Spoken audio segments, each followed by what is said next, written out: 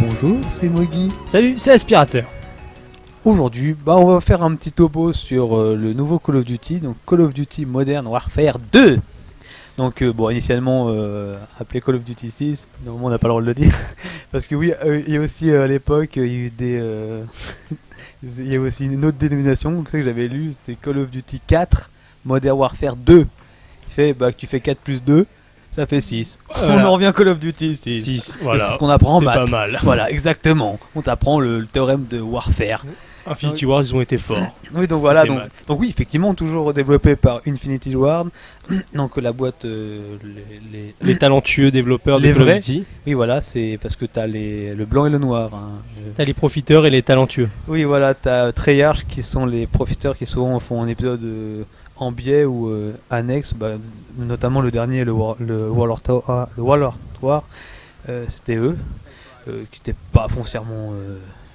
Qui étaient pas mauvais, Ouais, mais qui étaient pas mauvais, ouf non plus. mais qui était bordélique et tout. Donc cet épisode-là, il était attendu au tournant parce que Modern Warfare, ça a engendré quand même énormément de ventes. C'était aussi un excellent jeu. D'ailleurs, Ekti et moi-même, donc pour ceux qui regardent le masse, on n'est pas forcément des grands amateurs de FPS, mais pourtant, Ekti et moi-même, on avait surkiffé Call of Duty 4. Et donc voilà, moi j'ai pas touché à celui-là, donc là ce sera surtout l'Aspi qui parlera du jeu, quoi. Plus que moi, bien sûr. Oui, donc moi, ce jeu, je l'attendais bien quand même, en ayant beaucoup aimé le 4. Celui-là, je m'attendais à quelque chose de très très bien. Oui, il envoie des mecs qui volent. Donc c'est encore une guerre, évidemment, un FPS. Donc on retrouve les talentueux Infinity Wars qui sont derrière. On sent bien la patte Infinity Wars, justement, dans tout ce qui va être script et tout ça durant le jeu. Des talentueux Infinity Ward. Oui. T'avais oublié de le redire. Ah, mince, juste. Donc voilà, ils ont vraiment du talent. On sent bien justement tout ce qui va être mise en scène, les situations dans lesquelles on va être. On sent bien justement que c'est leur patte. Avec celui-là, d'ailleurs, il y a un peu un retour aux sources des premiers Call of Duty, avec des niveaux un peu plus bordéliques entre guillemets, où en fait c'est une vraie guerre. En fait, il y a des mecs qui arrivent un peu partout, ça canarde, ça tire. Faut bien se cacher. Faut faire attention un peu à droite, à gauche. Donc pour ça, on retrouve leur patte des débuts, avec bien sûr la mise en scène de ouf qui avait fait vraiment la force du 4. Donc là-dedans on retrouve tout ça. Bien sûr le jeu n'est pas parfait et n'est pas exempt de défauts. Donc ça on va y revenir. Mais en tout cas ce qui est clair, c'est que le mode solo comme ça est vraiment très très fun. Il est plus court que celui du 4 malheureusement, mais il est quand même très très fun, et les développeurs l'ont clairement dit qu'il était plus court parce qu'ils ne voulaient pas faire des choses redondantes dans le jeu et des choses qu'on va refaire et qui vont saouler. Ce qui est bien en plus avec le concept, on va dire, de guerre moderne, c'est que tu peux faire tout et n'importe quoi. Là, quand t'es pas cantonné à quelque chose qui a existé, par exemple les jeux de la Seconde Guerre mondiale ou la guerre du Vietnam, on t'impose, tu vois, genre un contexte et tout.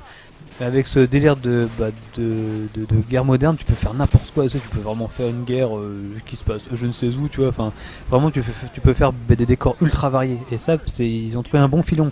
Là, visiblement, toi, d'après toi, est-ce que tu trouves que dans cet épisode-là, est-ce que tu as trouvé ton compte au niveau de la variété des décors et tout, et des situations? La variété des décors et des situations, c'est clairement un des points forts du jeu, parce qu'on va passer par une sorte de base qui se trouve dans les pôles, qu'on verra un peu plus loin. On verra aussi donc les États-Unis envahis par les Russes. Les talentueux États-Unis. Les talentueux États-Unis, évidemment. Donc on verra plein de situations diverses et variées, très très bien foutues. Il y a aussi les favelas du Brésil qui sont c'est un niveau très très bien. Encore les talentueuses favelas du Brésil. Donc ça, c'est vraiment au niveau de la diversité des décors et des situations. Là, ils se sont vraiment pas foutus de notre gueule. Le jeu est plus court, mais il nous offre une aventure très riche et surtout qui est très très intense. Qui est ponctuée par une mise en scène exemplaire, parce que j'ai quand même vu jouer. Moi j'ai quand même fait le 4 aussi, comme toi. Et tu sens que, comme toujours, Infinity Ward, il gère au niveau de la mise en scène. C'est super chiadé, c'est vraiment bien foutu. T'as l'air vraiment d'avoir des situations vraiment sympas, et donc on peut dire qu'ils sont vraiment talentueux. Oui, et dans celui-là, c'est vraiment la fête du script parce que t'en as plein de moments qui vont être scriptés avec des personnes qui vont te prendre dans les bras parce que genre t'es tombé et tout ça. Et ça permet de voir les animations. Et Déjà le 4 était très très beau. Ah ouais. Et celui-là, grave. ils ont encore amélioré le moteur graphique au niveau des animations. Par exemple, quand il y a une explosion, c'est encore plus beau. Et tout ça, ça fait finalement un jeu qui est techniquement quasiment irréprochable. Et pour en finir pour le côté on va dire mise en scène et tout, le tout est ponctué par une super musique. D'ailleurs pendant que tu jouais, je t'avais fait la remarque, je te dis mais est-ce que c'est pas Hans Zimmer qui fait la musique, parce que t'as vraiment l'impression, c'est parce qu'il adore genre jouer sur les grosses cordes, enfin, sur des notes graves, notamment dans ses derniers travaux, c'est dans genre Dark Knight ou même dans le Roi Lion. Hein. Enfin, je veux dire, mais surtout dans Dark Knight, c'est genre il aime bien faire des grosses notes. Et dans ce jeu, genre on en retrouve. Et finalement, c'est lui qui succède à Harry Gregson Williams. Voilà, qui avait fait pour la musique du 4. Donc c'est lui qui les fait ou c'est juste lui qui c'est lui dirige? C'est lui qui fait les thèmes principaux en fait du jeu. Qui dirige le tout, et sinon c'est un petit bonhomme qui fait les petites musiques d'ambiance et tout ça, mais les grosses musiques c'est Hans Zimmer, et on sent bien d'ailleurs sa patte et ça colle très très bien à l'ambiance, comme Harry Gregson Williams, voilà. Le talentueux Harry Gregson Williams. Oui, leur équipe est très très talentueuse. Et sinon, on retrouve toujours toujours ce qui fait la force de la série, des guns et des Américains et des talentueux guns. Et donc ça fait plaisir. Et des grenades aussi, comme là. Il y en a des talentueuses grenades. Hein. Oh là là. Et d'ailleurs, moi je suis le pro pour se manger une grenade et mourir. À tes souhaits. Merci. Donc ça c'est on retrouve évidemment tout ce qui est grenades, les célèbres véhicules qu'on peut faire exploser et qu'on peut méchamment se manger malencontreusement. Et ça, moi j'ai remarqué que c'était ma spécialité de me manger des véhicules et des grenades. Oui, je suis très très bon pour ça. Et je sais pas pourquoi j'attire les grenades quand je joue, c'est très étrange. Les bus. Je suis plus mort dans celui-là que dans le 4, parce que comme les niveaux sont plus... pas bordélique, mais il y a plus d'ennemis qui arrivent de tous les côtés, c'est une grosse guerre de ouf où ça tire dans tous les sens et tout ça. J'ai eu plus souvent de mal à me trouver une cachette de français, comme là par exemple me cacher au milieu des cadavres en faisant genre me tuez pas, comme là. Ça j'ai eu plus de mal à le faire dans celui-là que dans le 4, parce que dans celui-là en fait ils ont vraiment fait une alternance avec beaucoup de niveaux où ça tire dans tous les sens, et beaucoup de niveaux très calmes où tu vas devoir suivre un mec et tout ça. Et d'ailleurs en suivant des mecs on va retrouver certains personnages du 4, donc ça c'est pas mal pour ceux qui ont adoré le 4, ils vont retrouver certains personnages qu'ils avaient beaucoup aimé. Je ne spoilerai pas d'ailleurs, dans la vidéo il n'y a aucun spoiler, donc comme le jeu est assez court, ça aurait été très très triste de vous spoiler certaines scènes, surtout qu'en général les scènes sont très intenses dans le jeu. Et là aussi sous les yeux vous avez pu voir le Predator, qui est en fait justement ça, l'espèce de petit portable qu'on sort. Et à partir de ça, on peut balancer un missile thermoguidé en fait, enfin pas thermoguidé vu que c'est nous qui le guidons, on peut le balancer quelque part sur la map. Donc ça c'est un truc qui est très très sympa, ça revient un peu... Il y a des Russes en parachute aussi. Oui, parce qu'ils sont très très méchants, ils vont tuer les États-Unis d'Amérique. Donc à partir justement de ces missiles, ça remplace un peu ce qu'il y avait dans le 4, le truc on était en vue de dessus. Et où on tirait comme des porcs sur le sol. Donc ça, il y aura plus de missions comme ça, mais par contre il y aura le Predator, ce qui remplace un peu. Ça, une scène une mission qui a fait polémique dernièrement, donc la mission où tu es infiltré avec les terroristes. Oui, on joue un agent de la CIA qui s'infile parmi les Russes et qui va tout défoncer. Donc ça va relancer certainement une polémique de merde. Alors nous, au début on avait hésité à vous la montrer, on s'est dit ouais bon, est-ce que les gens ils vont pas dire oh c'est un peu violent et tout, ouais. Bon, on s'est dit franchement c'est un jeu vidéo, qu'est-ce qu'on en a rien à faire quoi. Oui, c'est des 0 et des 1 qu'on tue. Hein, voilà, c'est 0 et des 1 qu'on tue. Et même que un ami anciennement barbu nous a dit, donc c'est pour ça que je vais réutiliser son expression que je trouvais jolie, c'est comme tout le monde s'extasie sur la peinture, ceci n'est pas une pipe, qui va dire oh oui mais en fait c'est très intelligent parce que c'est une représentation d'une pipe et tout, c'est pas la réalité. Et ces personnes là c'est les premiers à cracher sur le jeu vidéo, alors qu'on pourrait leur dire on ne tue pas de vrais gens, ceci n'est pas un meurtre. Ceci n'est pas un meurtre. Ceci n'est pas un homicide volontaire. Ceci n'est qu'une série de 0 et de 1. Ceci est un jeu vidéo. Donc ces personnes-là feraient mieux au lieu de... Enfin, si c'est bien qu'ils s'extasient sur cette peinture, mais ce serait bien aussi qu'ils... qu'ils arrêtent de nous faire chier. Qu'ils nous faire chier, voilà. Donc c'est un jeu vidéo. On sait très bien que ce ne sont pas des vrais gens qu'on tue. C'est un jeu vidéo. C'est très bien qu'il ne faut pas le faire après. Oui, qu'il ne faut pas le faire après. Donc je doute que... je sais pas si toi tu t'es senti tueur dans l'âme une fois que tu as fait cette mission et que ça t'a réveillé tes instincts de tueur primaire. Oui, d'ailleurs, à Roissy-Charles de Gaulle, je suis interdit de passage maintenant. Oui, mais bon, ça c'est comme une fois par an. Hein. Oui, bah. Avec toi, de toute façon, bah merde. C'est toujours pareil. C'est toujours pareil avec toi. Non, mais ouais, donc voilà, non, faut arrêter avec les polémiques. C'est violent, tu des innocents. Oui, mais c'est qu'un jeu vidéo. Voilà. Donc. Mais cette scène de massacre d'innocents, de génocide d'innocents carrément, est quand même très très hardcore parce qu'on les démonte bien alors qu'ils ont rien fait. Et même toi-même, c'est genre on se sent pas très très à l'aise, donc ça veut dire que c'est. Bah au moins je pense que c'est c'est exprès. Je pense que c'est le sentiment qu'ils ont vraiment voulu donner et ils l'ont clairement réussi. Encore une fois, la mise en scène fait tout parce que au niveau mise en scène, ce jeu c'est clairement une tuerie. Aussi, vous pouvez voir une des nouveautés là, c'est le bouclier. Donc le principe du bouclier, c'est évidemment de se cacher derrière et d'aller faire avancer ses compagnons avec soi. Donc ce qui peut être très très utile en mode multijoueur. Donc ça c'est pas mal, c'est une nouveauté qui peut être très très sympatoche. Sinon au niveau des modes de jeu en eux-mêmes, donc il y avait le mode campagne. Sinon, pour ceux qui veulent faire des missions à deux, donc la campagne n'est pas jouable à deux en écran splitté ou sur l'Xbox Live, mais par contre ils ont créé le Spec Ops qui en fait est plutôt une sorte de petite mission, chose que moi personnellement je ne suis pas fan, mais il y a des gens qui aiment beaucoup ce genre de délire, qui consiste en fait à protéger une base. Par exemple, on est en haut d'un toit, il faut protéger le truc de 3 salves d'ennemis. Donc ça on peut le faire avec un pote sur le live ou en écran splitté. Donc ça c'est pas mal, ça permet de parler avec tes potes pendant que tu tues des méchants terroristes qui en veulent à la nation américaine. En parlant de mort, cliffhanger comme avec Stallone. Oui, mais sauf que là on est plus musclé que Stallone. Non, en fait là j'allais chanter la musique de Jurassic Park. C'est pas la même, mais elle ressemble beaucoup. Ouais, donc en parlant de mort, c'est une mauvaise nouvelle.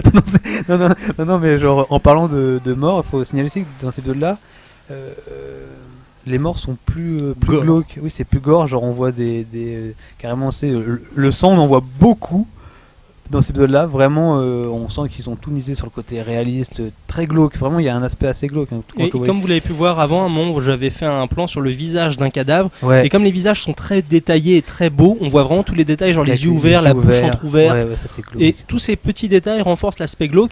Mais en même temps, on est en pleine guerre et c'est pas une guerre rigolote. Ouais, c'est pas une guerre pour les enfants en fait. Là, non. Là, c'est pas la guerre de Dora l'exploratrice. Et c'est vraiment pas la drôle de guerre non plus. Et donc c'est vraiment, ça renforce l'aspect vraiment guerre où on se sent vraiment à fond dedans. Et ça donne un côté très sympathique, très sympathique au jeu parce que c'est quand même assez glauque. Mais ça te renforce dans ton esprit de guerrier qui part à la guerre pour protéger les United States of America. Maintenant, c'est notre patrie à tout. Hein, ça. Ah oui, ça c'est clair.